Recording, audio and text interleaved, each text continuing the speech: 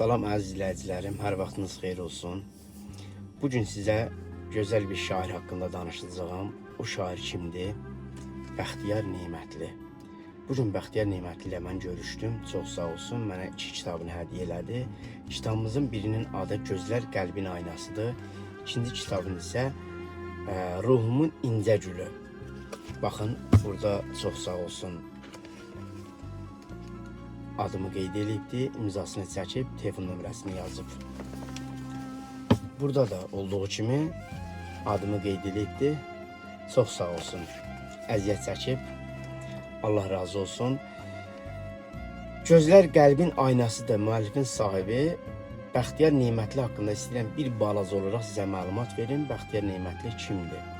Bəxtiyar Nemətli 25 may 1963-cü ildə Naxçıvan Muxtar Respublikasının Babək rayon Yarımca kəndində zəhmətkeş ailədə dünyaya gəlmişdi.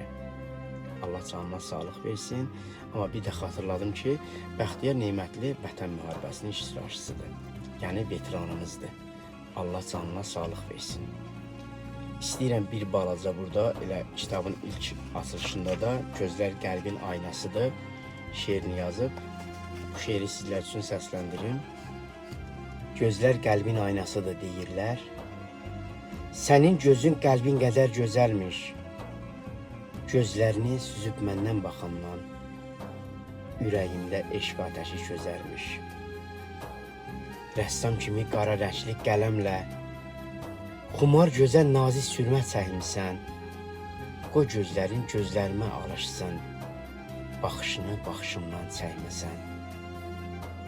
Gözəl var ki, gözlərində qəm yükü, sənin gözün ətrafına nur saçır. Bizük gözdə böyük ürək sevgisi, baxışların səadətə yol açır. O gözləri dəyişmərəm dünyaya, sevgi dolu baxışına dalmışam. Neçə vaxtı axtarıram özümü, yəqin azıb gözlərində qalmışam. Yəqin azıb gözlərində qalmışam. Çox sağ olun, Allah razı olsun, minnətdaram. Kim Bəxtiyar Nemətlinin, yəni bizim şairin şeirlərini oxumaq istəsə, 100% bu kitabları əldə eləsin. Ruhumun İncə Gülü və Gözlər Qəlbin Aynasıdır.